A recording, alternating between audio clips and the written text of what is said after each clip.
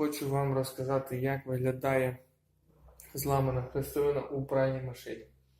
Для прикладу, у нас Bosch Classic 5, в ній зламана хрестовина, можливо, комусь ця інформація стане в пригоді. Ось, відбувається це, коли хрестовина, яка тримає саму корзину, сам барабан, починає розкладатися, відбувається корозія. Одного променю вже немає, він відламався. І зараз ще один вже на підході.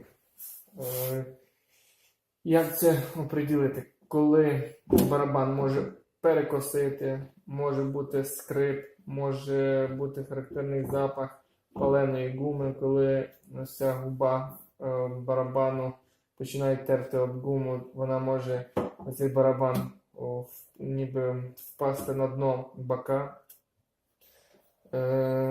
Це говорить, що якийсь із променів вже обламався.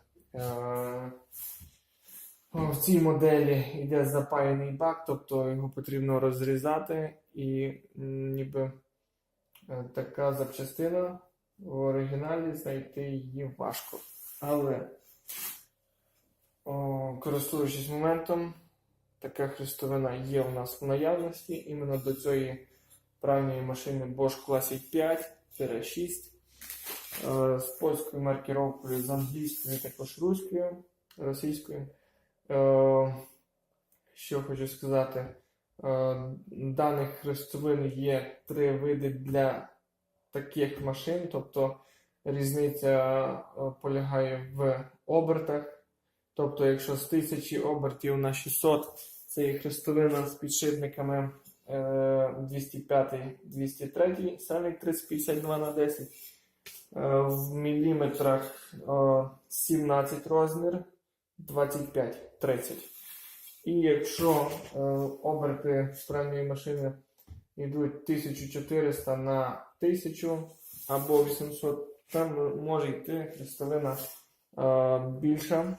Ось також у нас є в наявності розміри 35, 30, 25. Є ще ніби виключення. Це коли хрестовина має розміри 20, тобто 204 і 205. Все далі без змін. Ссылку на дану запчастину я залишу в описі на OLX.